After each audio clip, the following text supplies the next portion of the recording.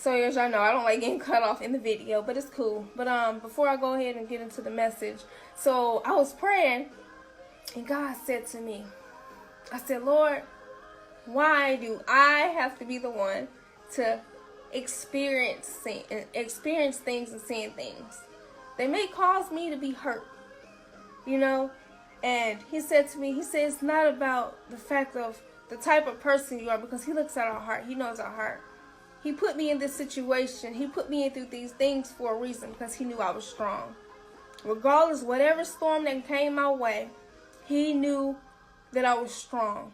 Even when I stepped on faith, when I moved here, he knew I was strong. He knew I could handle it.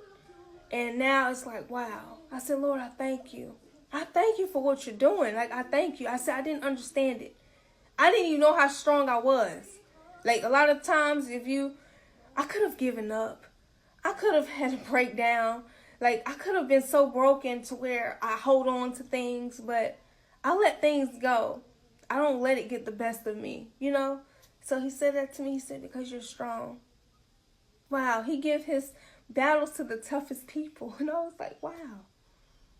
But so the three storms, before I get into it, I'm going to read them to you. There's a correcting storm, a protecting storm, and a perfecting storm. So coming out of Luke 8, verse 24 and 5, it says, Then he arose and rebuked the wind and the raging of the water, and they ceased, and there was a calm. But he said to them, Where is your faith? And they were afraid and marveled, saying to one another, Who can this be? He commands even the winds and water, and they obey him. So regardless of what storm you're facing, just know that Jesus is with you, regardless of what it is. Because the storms of the correcting storm is when the book of Jonah, if you read the book of Jonah, where Jonah faced this kind of storm when he disobeyed God and tried to run from the task God had assigned to him. A great storm overtook his ship. Through that storm, the Lord took hold of his reluctant prophet and put him back on course.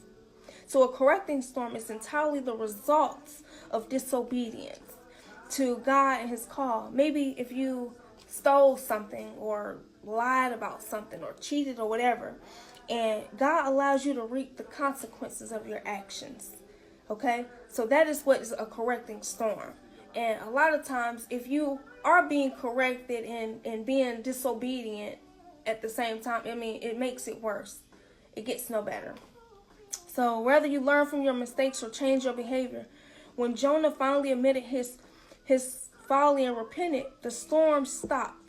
Sometimes, however, we make the storm worse by our failure to respond properly. So liars, if you're lying or if you cheated or whatever, and you may continue, if you're continuing that thing, it ain't gonna get no better. It's like you're not learning nothing from it. You're just gonna continue in that storm. So we can't be disobedient, okay? So if God is trying to call you and get your attention from something, pay attention. The protecting storm is the storm that's designed from protecting us from something far or worse. And I had plenty of those.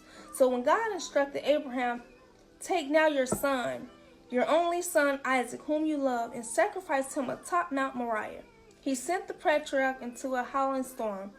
Why did God command such a thing? The Bible tells us it was a test to see if Abraham would place his love for his son on a higher plane than his love for the Lord. And that's in Genesis. So in other words, the great man of faith ran the risk of making his son an idol. When it was all said and done, Abraham passed the test beautifully, and God prevented him from making his son's life. So the storm ended, and Abraham's faith and love for the Lord grew even stronger. Protecting storms may cause us a great deal of alarm and discomfort, but they shield us from something far or worse. And I just got out of one of those storms. I was in a protecting storm because I was in a situation, and I noticed that God send people your way to get you out of something. So say if I didn't listen, say if I'm just not paying attention to whatever it is you're going through or whatever, and he protected me for something far worse. So whatever had to happen happened for a reason, because if I was deeply into it, it could have been worse than it was. It could have been